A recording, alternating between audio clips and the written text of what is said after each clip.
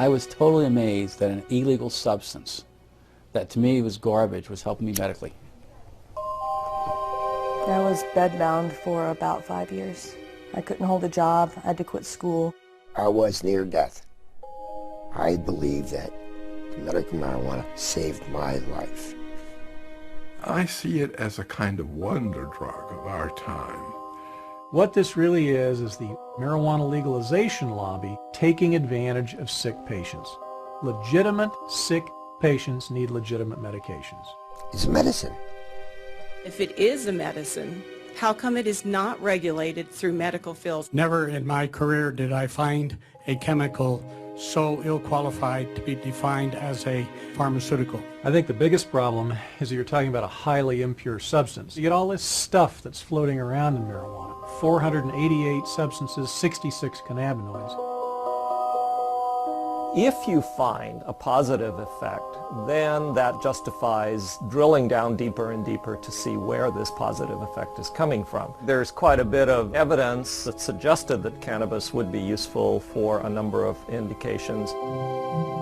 Migraine and nausea and vomiting. Marijuana contains anti-inflammatory, antioxidant, and probably anti-cancer compounds. We found that cannabinoids can almost completely cure cancers in these mice. Do you think that there has been much of a conversation about the science? Not nearly enough. Not nearly enough. I think the political controversies have harmed the research side. You would think that our policies in this country should be driven by science, but I think for the most part they're not.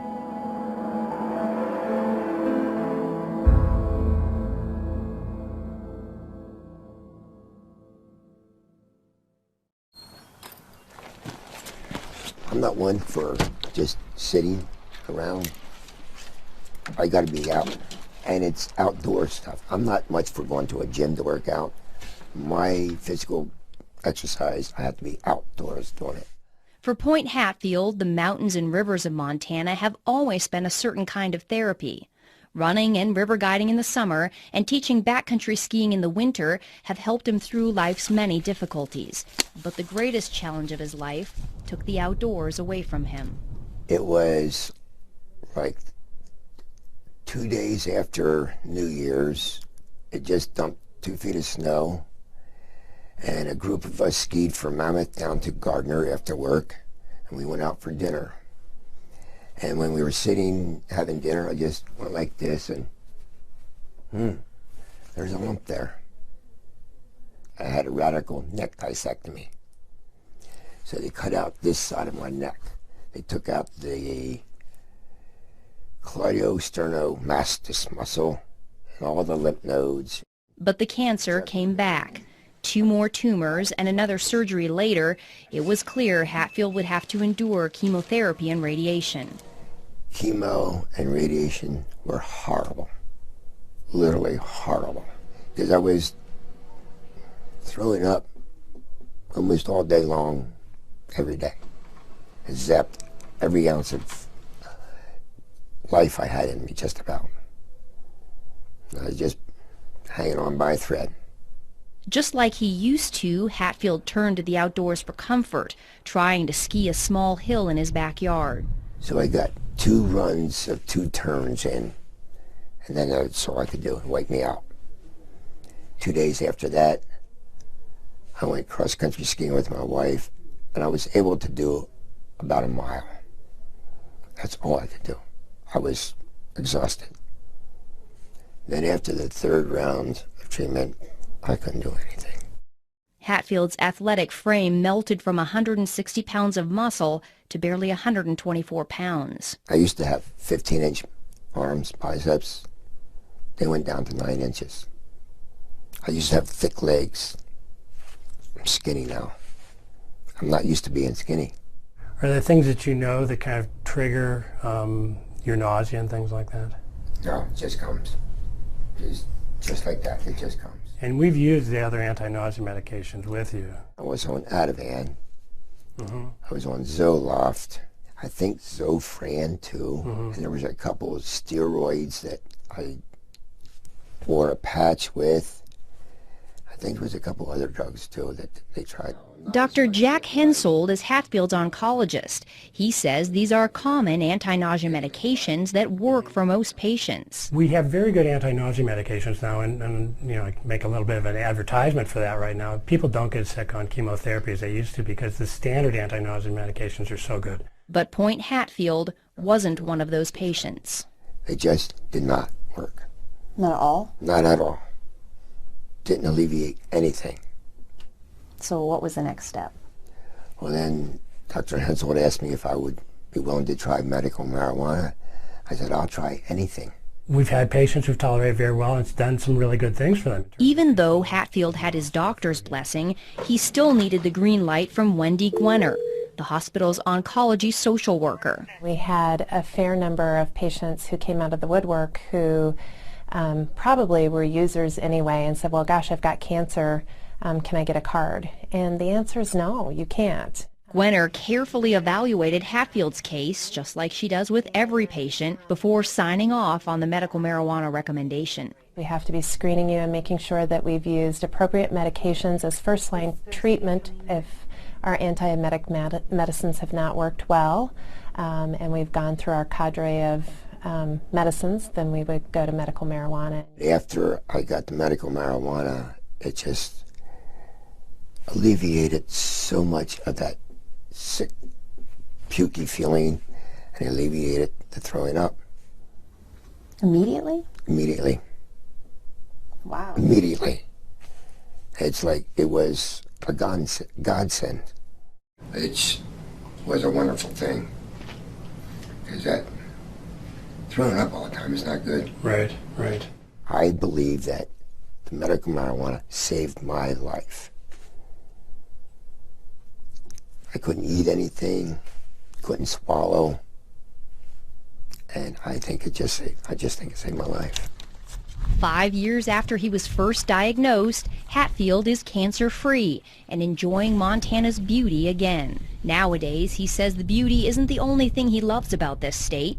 He loves the progressive voters who passed the state's compassionate use medical marijuana law in 2004, allowing patients like him the option of using a drug at the center of a growing controversy.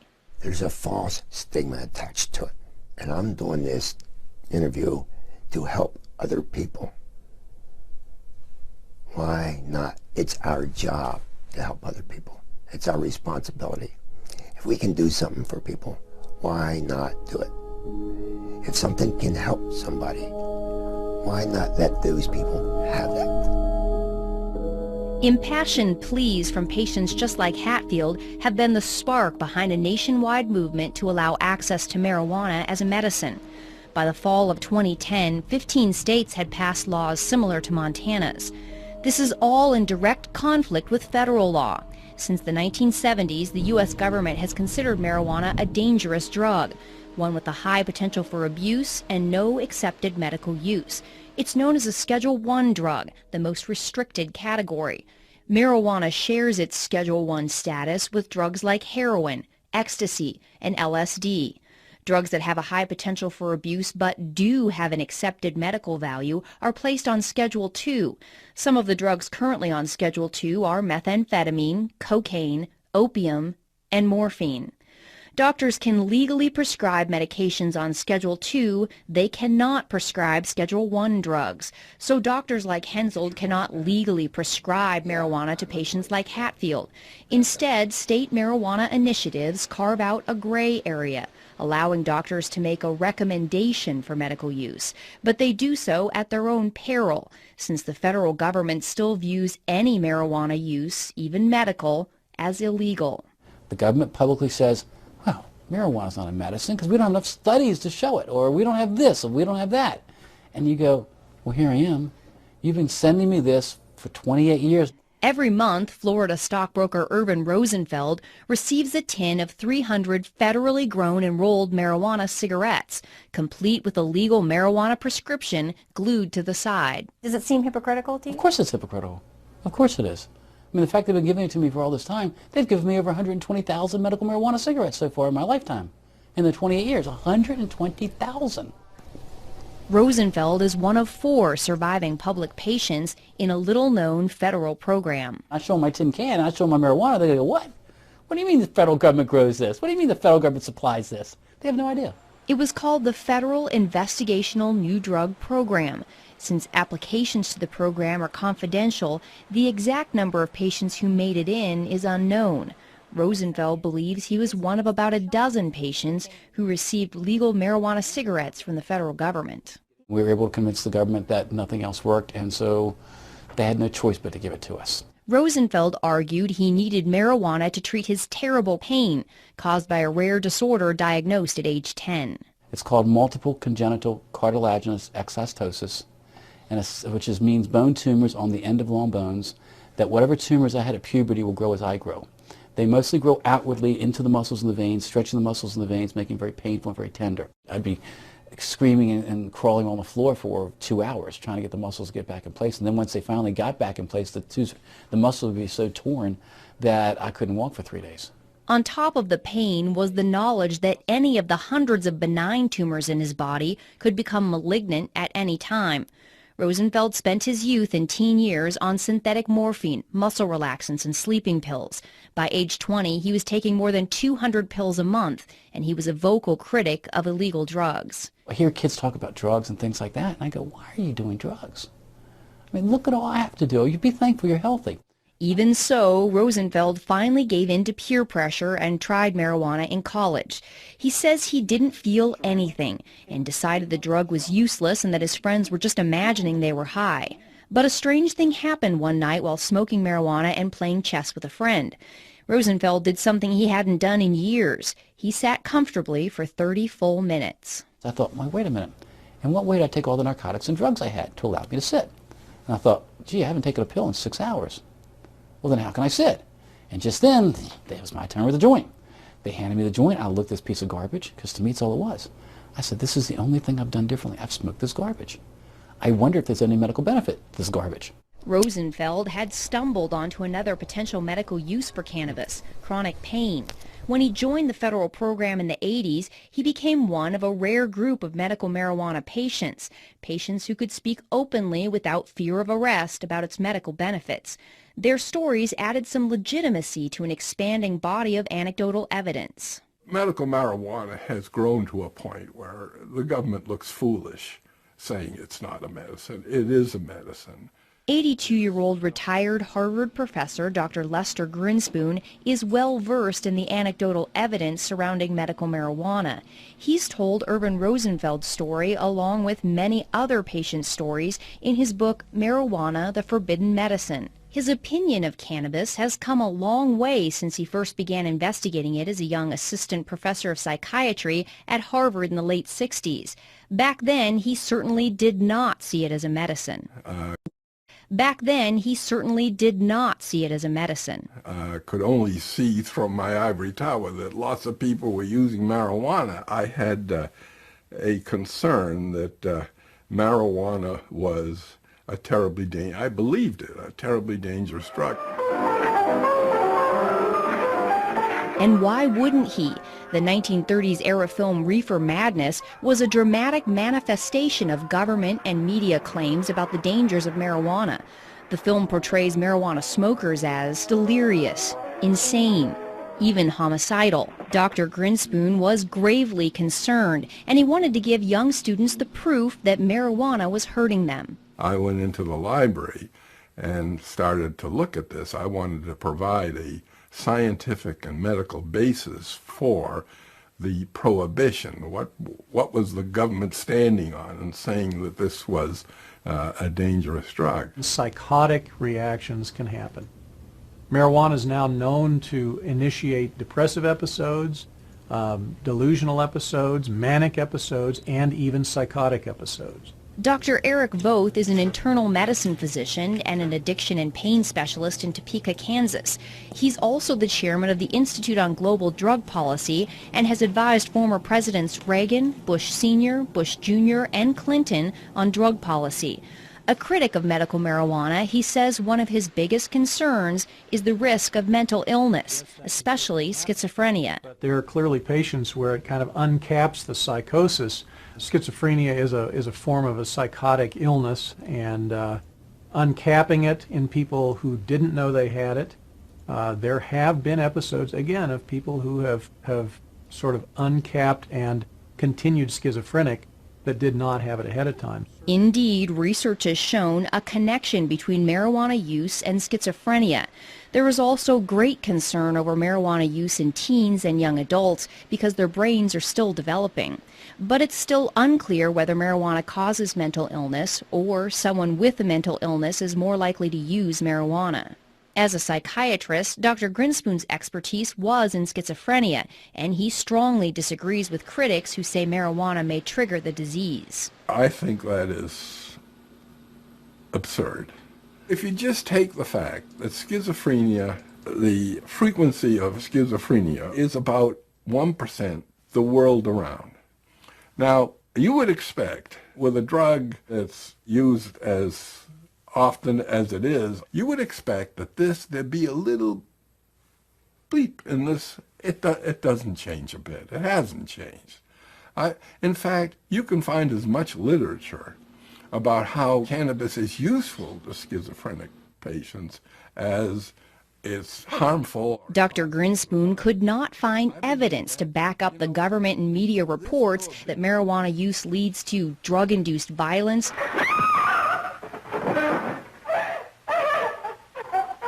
and incurable insanity. He is hopelessly and incurably insane, a condition caused by the drug marijuana to which he was addicted. This substance, the most harmful thing about it was not any inherent psychopharmacological property of the drug, but rather the way we as a society were treating the people who use this drug. It's been a medicine for about 3,000 years now. It only hasn't been a medicine in this country for 68 years. I say in the scheme of things, it's been a medicine a whole lot longer than it hasn't been. Dr. Donald Abrams is a professor of clinical medicine at the University of California, San Francisco, and an oncology physician at San Francisco General Hospital. He says doctors were able to freely prescribe cannabis for various ailments up until 1937. Harry Anslinger, who was a prohibitionist and the first head of the Federal Narcotics Bureau, decided to introduce the so-called Marijuana Tax Act. Physicians in the United States knew the medicine as cannabis, and by using marijuana, he sort of did an end run around the medical community. The act imposed a high tax on medical marijuana and such onerous registration and reporting requirements that it effectively banned its use as a medicine altogether. The American Medical Association came out in opposition to the act, with Dr. William C. Woodward testifying there was no evidence the medical use of cannabis was causing addiction, and that there are evident potentialities in the drug that should not be shut off by adverse legislation.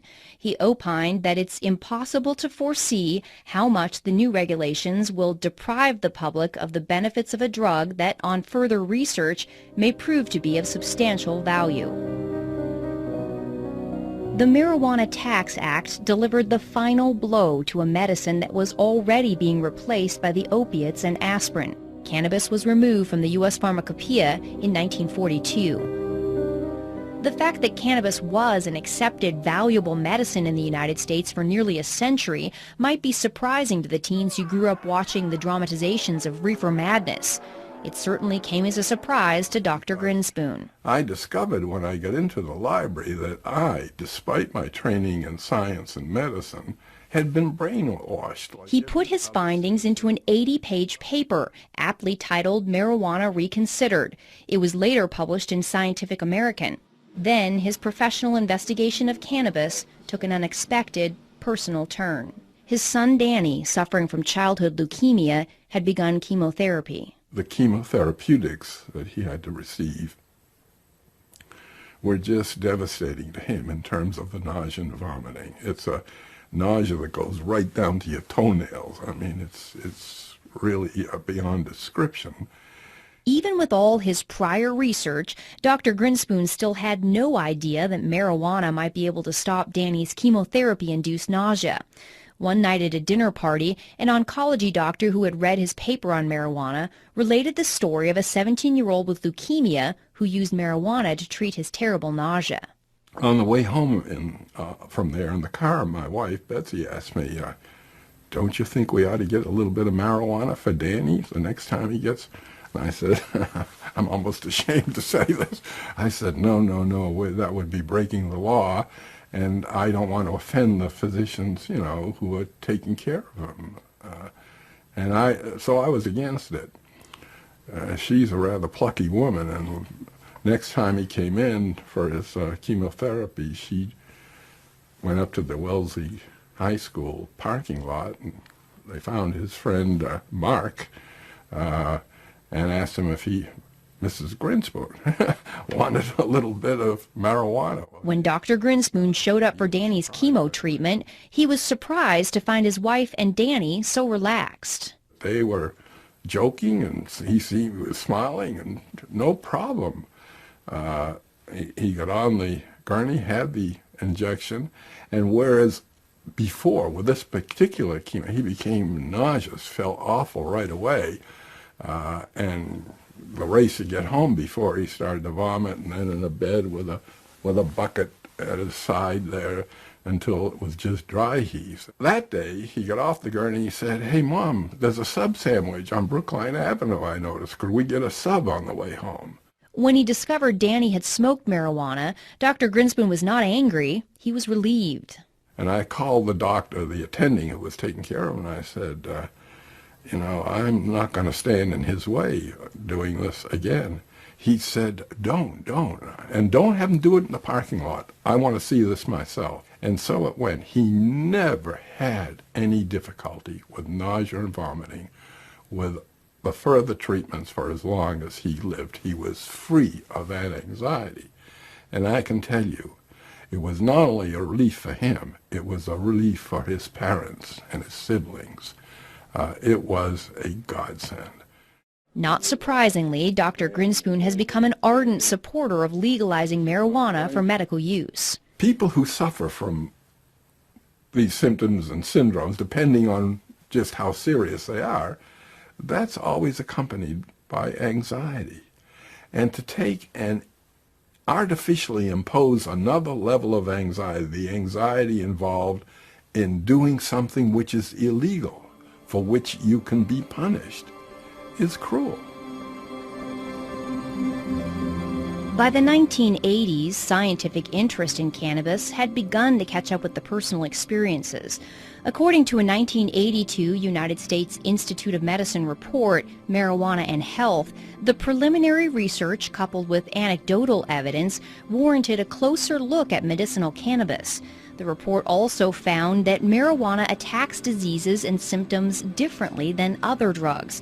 This offered the tantalizing possibility for drug companies to develop new, novel drugs out of the chemicals in the marijuana plant. The Institute of Medicine called for more research on these chemicals, known as cannabinoids. Even with this encouragement, research on cannabis failed to flower. There aren't many scientists or clinical investigators who are particularly interested in doing research in medical marijuana because it's such a hassle. Marijuana's Schedule I status means Dr. Abrams has to get approval from more than a half-dozen regulatory bodies before he can start a cannabis medical trial. There are so many roadblocks that you have to go through. Marijuana is an illegal substance that I think a lot of investigators and even organizations just don't want to get involved in something that is so controversial. Dr. Igor Grant is a professor of psychiatry and the director of the California-based Center for Medicinal Cannabis Research. He says not only is the research bureaucratically difficult, it's expensive, and financial backers are hard to find. You know, an ordinary investigator just does not have the time or resources to do this kind of work. I mean, you really need, either federal or state funding or pharma funding, something to navigate this whole system. The center's research was funded by a $9 million grant from California taxpayers. The money allowed for a few legitimate small marijuana trials, including several done by Dr. Abrams, that confirmed what Rosenfeld was saying all along, that cannabis works on pain, especially pain that does not respond to opiates. All of them, to some extent or another, demonstrated that smoked marijuana is effective in this situation for which we really don't have very good treatments. I can say that the cannabinoids are almost certain to be useful in neuropathic pain based on the research that we've done. But even when researchers get significant results like this, Dr. Abrams says cannabis research can still be an academic dead end. When I submit it for publication, I have found what I perceive to be a publication bias, that people are not particularly interested in publishing data suggesting that marijuana might have some benefits. All of those things, I think, sort of dampen anybody's enthusiasm to take on medical marijuana research. And scientists are not getting much help from pharmaceutical companies either. No pharmaceutical company is interested in supporting, marijuana research. Because it's a naturally occurring substance out in the world, so you can't patent it per se. So the research on it is quite dicey. It really is. Nobody can make any money on that research or on that development. Even if drug companies created a novel marijuana plant drug that they could patent, doctors could not prescribe it. It's going to be a class 1 type of drug. It's not going to be broadly used. And again, why do you want to spend a lot of time developing a drug that you can't really sell? Why would a pharmaceutical company want to get involved with something like that? I think until marijuana is rescheduled, large-scale research will probably not occur. Advocates have been mired in a decades-long legal fight with the U.S. Drug Enforcement Agency to do just that. In the late 80s, they made the argument that marijuana has accepted medical value and that it belongs on Schedule II. It was the judge who, my understanding was, basically suggested that it be made a Schedule II. According to government documents, the DEA's administrative law judge, Francis Young, found there was incontrovertible evidence that cannabis was an effective medical treatment for nausea and appetite loss, multiple sclerosis, and spinal cord injury spasms. Judge Young ruled marijuana should be moved to Schedule II, writing, "The evidence in this record clearly shows that marijuana has been accepted as capable of relieving the distress of great numbers of very ill people.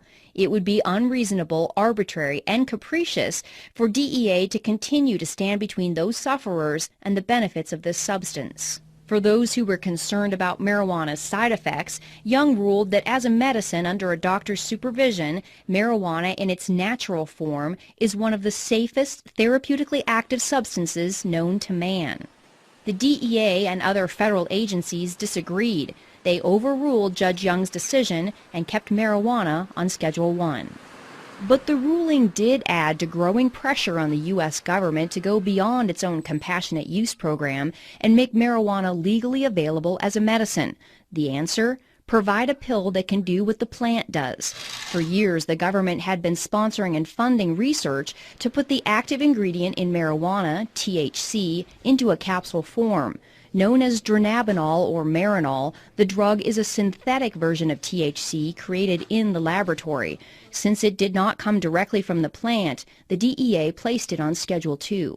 They wanted to have an answer to people like me. There is a medicine out there that people can buy. They don't have to use herbal marijuana. Dr. Grinspoon says the problem is Marinol does not work as well as marijuana. You take people who have used both herbal marijuana, smoked it or ingested it, and Marinol or dronabinol. Every time, never an exception. Oh, I much prefer herbal marijuana. It was my experience when AIDS patients first started taking dronabinol back in 1992 that they didn't like it. The absorption when taken orally of THC is very variable and low. The gut only absorbs 12%, plus or minus a few percent depending on the individual. The problem with taking it through the gut, you have to wait for an hour and a half to 2 hours to know whether you're getting relief from the pain or the nausea or whatever it is you're trying to relieve. How does Marinol compare in all this? I was talking earlier. I mean, do you feel like it's as effective as the plant or no? No.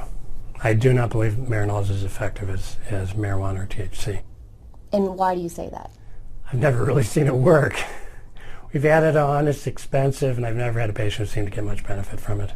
We really haven't had very much success with patients with Marinol for any side effect management. So there's something that is lost in with the THC in that processing. Dr. Abrams says what's lost in the processing are all the other cannabinoids in the plant, some of which are known to mitigate the high associated with THC, making the patient feel more relaxed instead of anxious. There are 400 other compounds in the plant, including 70 other sort of lookalikes to delta-9 THC, and those are all there for a reason.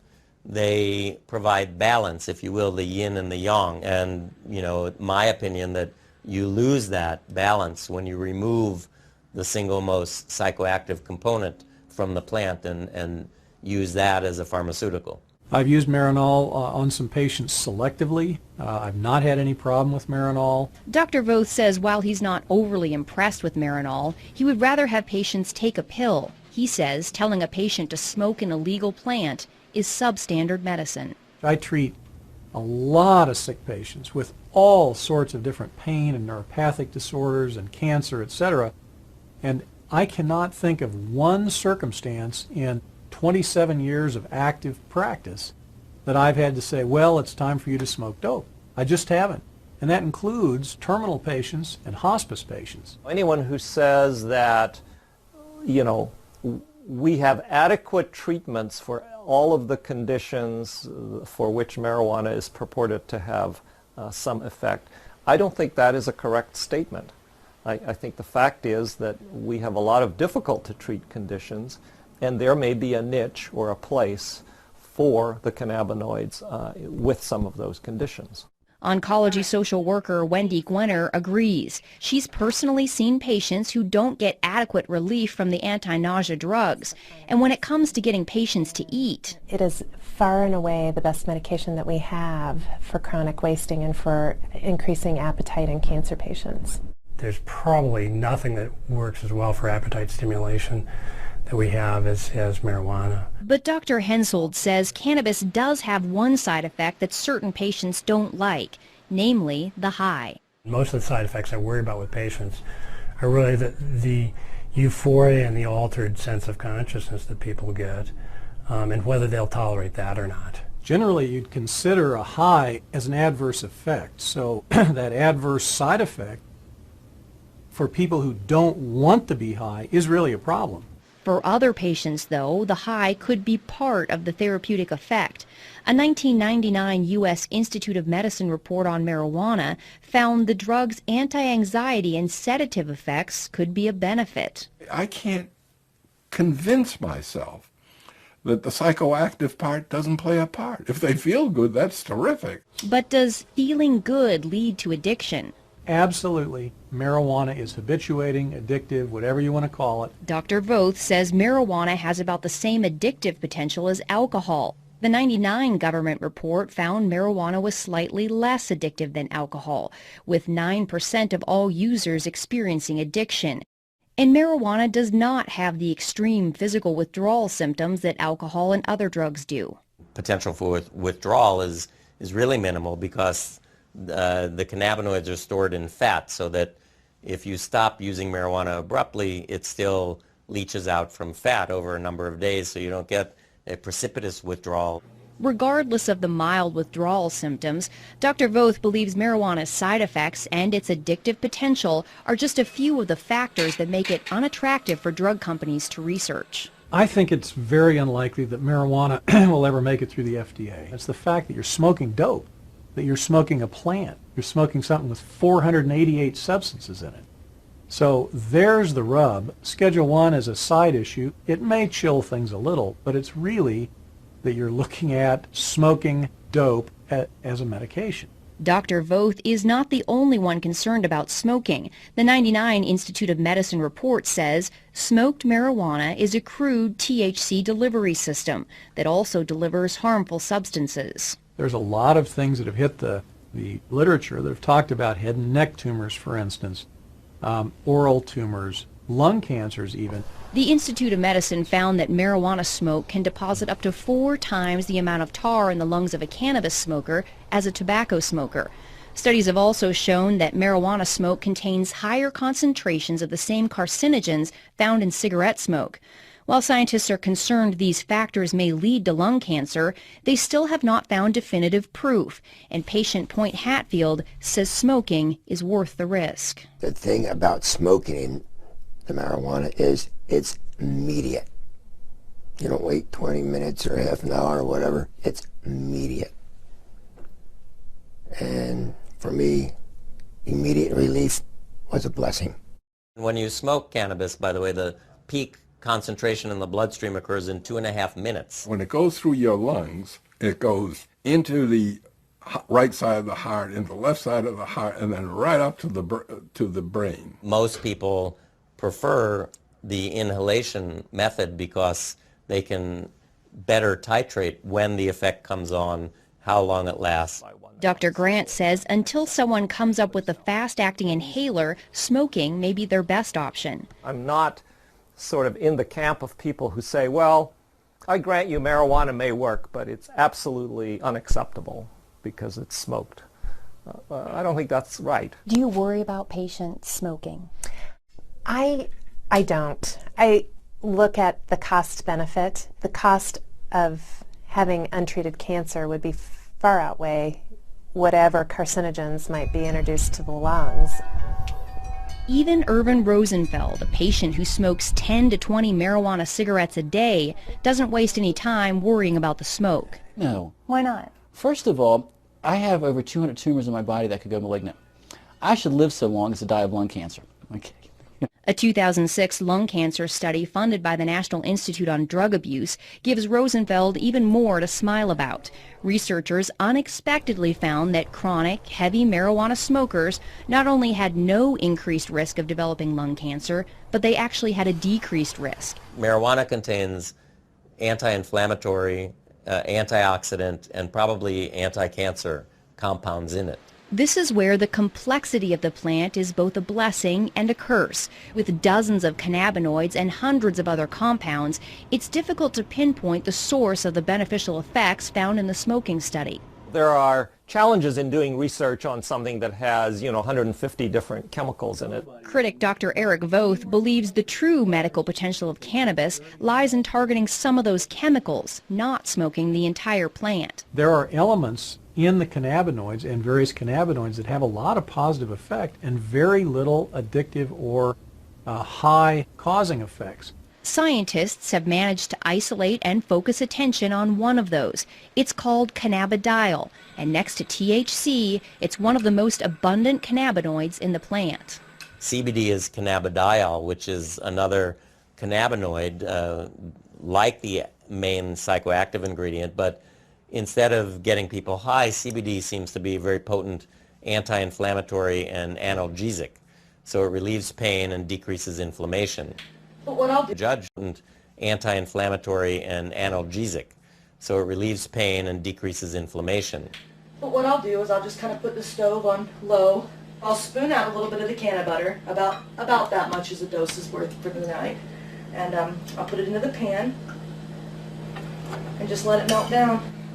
CBDs seem to help my seizures. I'm not using it to get any psychological effects off of it. I'm just eating the butter raw with bread, so warmed up.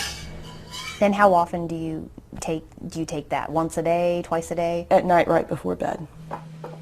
I used to be on approximately 14 different prescriptions, and I would still have up to 12 seizures a day. I used to take 2 handfuls of pills, no more. While this 27-year-old epilepsy patient is relieved to be taking medical marijuana, she's considerably more anxious about showing her face and has requested we conceal her identity. Why do you not want to show your face? I am not comfortable showing my face because of all the discrimination that has already happened. She says both she and her husband have lost jobs when she spoke openly about her use of marijuana as a medicine. But the fact of the matter is, somebody has to speak up or nobody will hear these stories. She chose to tell us her story in her artist's studio. Here she creates much happier works than she did even a few years ago, when her self-portraits plainly showed the toll epilepsy had taken since she was diagnosed at 15. I've taken pretty much every anti-epileptic on the market, and some with a little bit more success than others.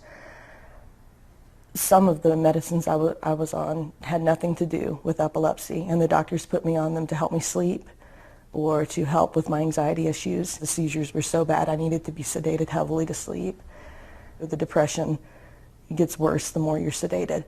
Despite the constant seizures and depression, she graduated high school and was accepted into a private women's college to study psychology and fine arts. The seizures were so intense by my early 20s that I couldn't stay in class. And as the stress of exams would come closer, that would trigger seizures. She had to withdraw from college just a handful of credits short of graduation. The seizures were so bad and the medication so debilitating that getting a job wasn't even an option. She was bedbound for years while the epilepsy ruled her life. My husband would have to call me, 25 times a day from work just to make sure I was still breathing okay. I could not shower by myself because if I slipped and fell, it only takes a half inch to drown. So we were living on pins and needles with me having that many. That's when she decided to move to a state with a medical marijuana program. She had read stories about its potential to treat epilepsy, and she wanted legal access to it. How did that impact your seizures? They started slowing down. I had to build it up in my system, and it wasn't until I started ingesting it that they really stopped completely. The potential of the CBDs in marijuana to mitigate epileptic seizures is not new.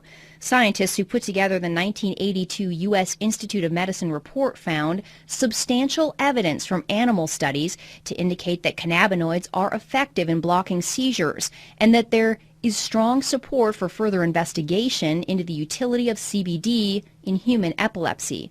The subsequent 1999 Institute of Medicine report was less enthusiastic, saying the solid scientific evidence still isn't there yet, and it was unlikely to be a fruitful area for drug research. Well, I'm not waiting for the FDA approval to come through.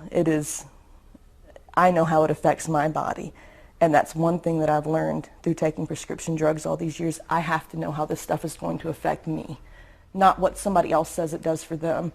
Not only has it completely stopped her seizures, but she says something in the plant works for her anxiety, depression, and insomnia too.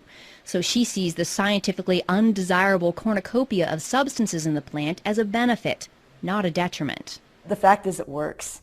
It works better than anything I've ever tried, any pill I've ever taken. The cannabinoids have multiple actions. It's not just on pain, or in her case maybe anti-epileptic action, but for many people, they have a sedative and anti-anxiety effect and so forth. I'm a cancer doctor, and I often suggest to my patients that they consider marijuana for their loss of appetite, nausea, pain, depression, and insomnia.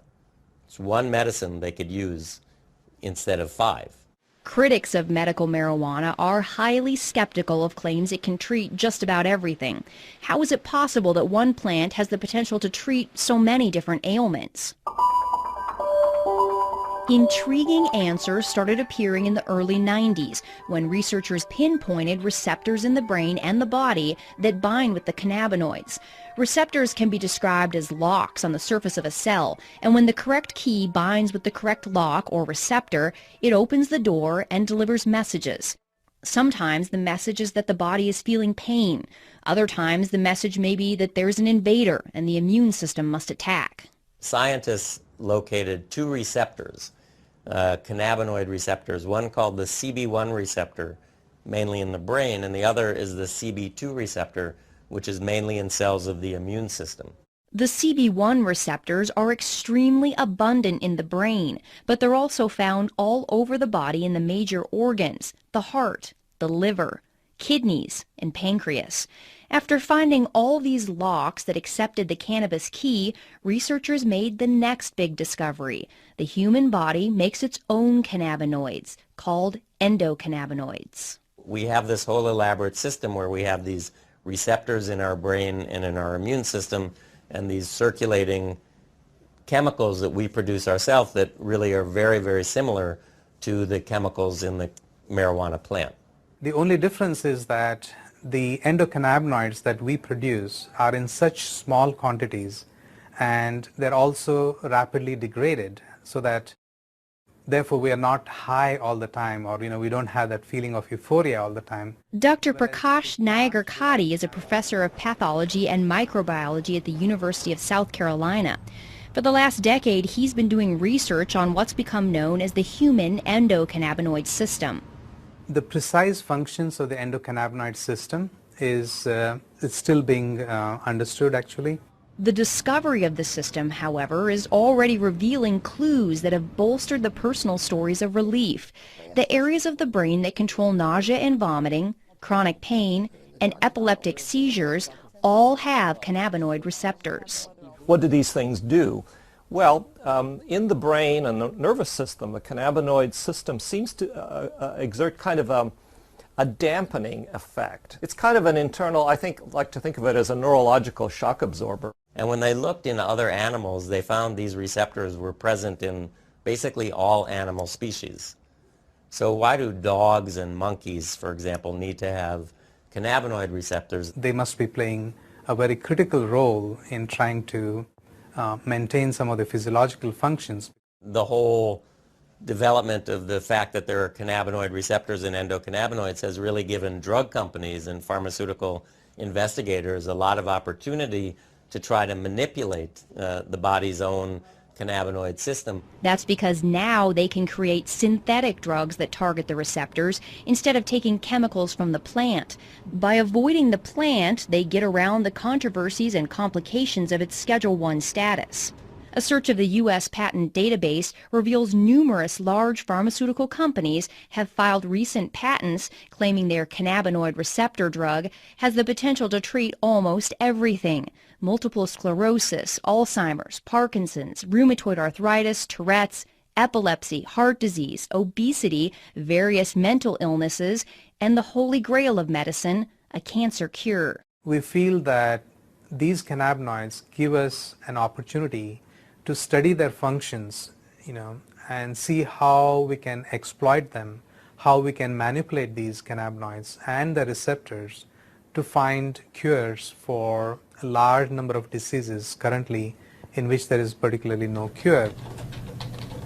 As an immunologist, Dr. Nayagarkatti and his researchers at the University of South Carolina are exploring the impact cannabinoids and the CB2 receptors have on the human immune system. Both U.S. reports on marijuana found the cannabinoids do suppress the immune system, and previously this was seen as a concern. But Dr. Nayagarkatti believes tamping down the immune system could be a good thing. There are is a concern, but Dr. Nayagarkatti believes tamping down the immune system could be a good thing. There are about 80 different autoimmune diseases, and basically autoimmune diseases are triggered by your immune system going haywire, getting hyperactivated and destroying certain cells and certain tissues. In multiple sclerosis, for example, the immune system suddenly begins attacking the brain and the spinal cord. Rheumatoid arthritis and lupus are similar diseases caused by the chronic inflammation associated with an immune system gone amok. The cannabinoids dampen down response to bacteria or foreign agents or injury to tissues. A lot of scientists and researchers are interested in those properties of the cannabinoids, in trying to see how we can suppress the immune response in autoimmune disease conditions. For Dr. Nayagarkatti, the research has gone far beyond treating inflammatory problems. He's narrowing in on the potential of cannabinoids to kill immune cells that have mutated and become cancerous. Once they become cancerous, they no longer die a normal cell death. Instead, they begin growing and spreading uncontrollably.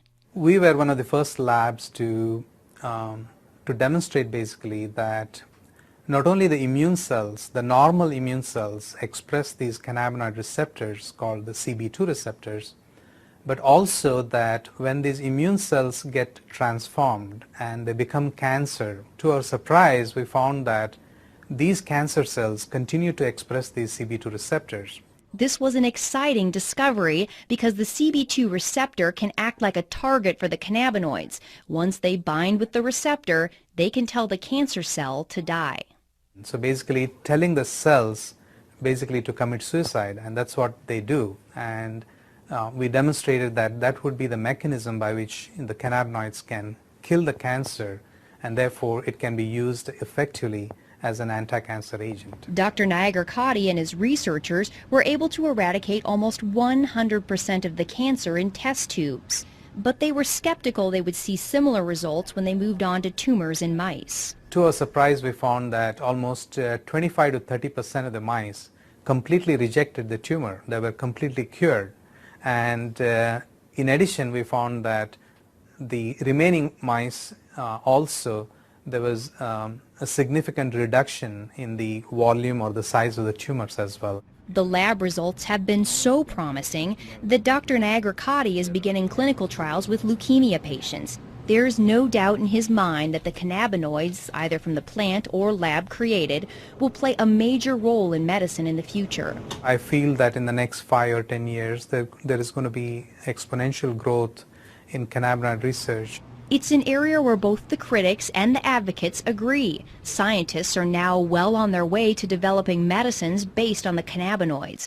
It begs the question, however, will modern medicine eventually make the marijuana plant obsolete? No, it will not. In fact, it will only enhance it. Okay, because now it's more proof that the plant really does work. Okay, and instead of spending $600 a month on buying the pharmaceutical drug, I can grow my own plants. I don't want them to ever take the choice away, because I don't know how long it's going to be before they really find out exactly what is working for me or for others.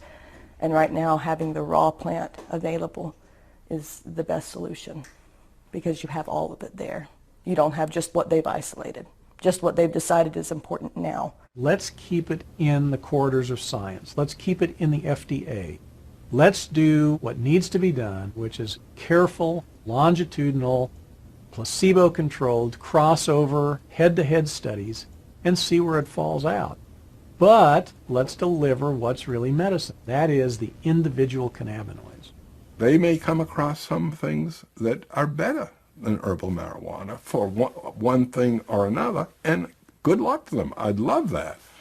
But I never want to see compromised the capacity of people to use herbal marijuana, whether it's because the drug that they've come up with is much more expensive, or it doesn't do as well, or whatever the reason. That people should always have herbal marijuana available to them without any constraints from the law. Patients say for now the question is irrelevant. Science has not yet given them the opportunity to choose between an effective pill or the plant. This is something where I have no other medical alternative to treat this condition. I have exhausted all of modern medicine's alternatives, and they have really screwed my body up. She says cannabis has allowed her to hold down 2 jobs and make plans to go back to school and finish those last credits. There is so much promise now where there was none before. Without the 10 to 12 cannabis cigarettes a day, I would not be working. I most likely would be on disability.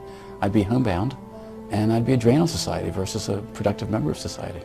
The federal program that allows Irvin Rosenfeld to legally use marijuana for chronic pain was shut down in 1992. Today, he's one of a few living patients who were grandfathered in and still receive marijuana every month, courtesy of the U.S. taxpayer. Point Hatfield believes he will never gain back the muscle he lost during his cancer fight, but he got his life back.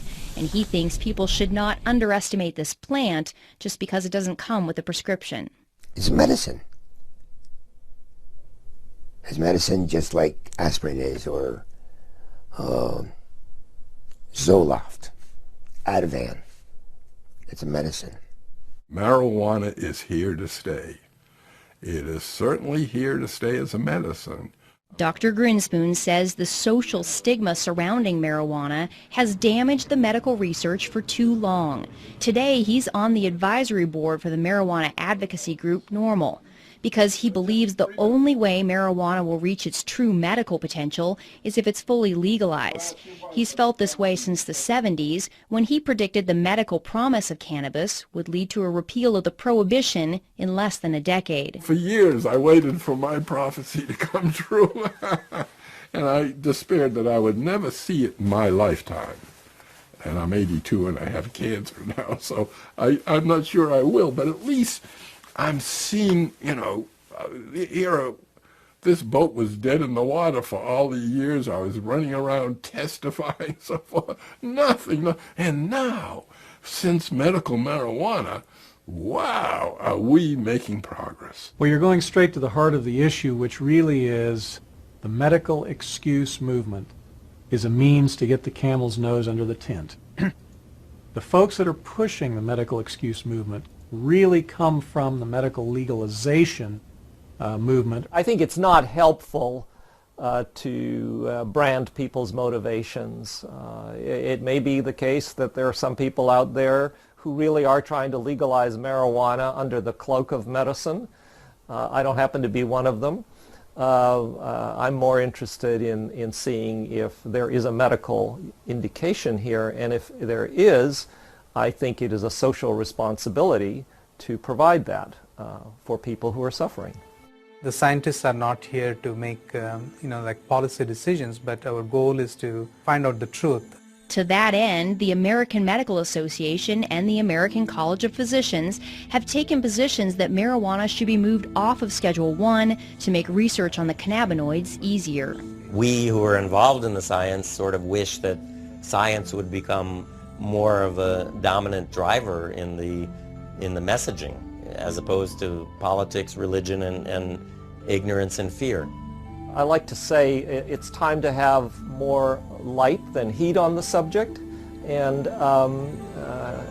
clear away the smoke here. When you strip away the smoke of the social and political issues, one thing is clear. After decades of controversy, conjecture, and limited research, we have arrived at last in the realm of science. We know more about the secrets of this complex plant than at any other time in history. The only question now is where that knowledge will take us.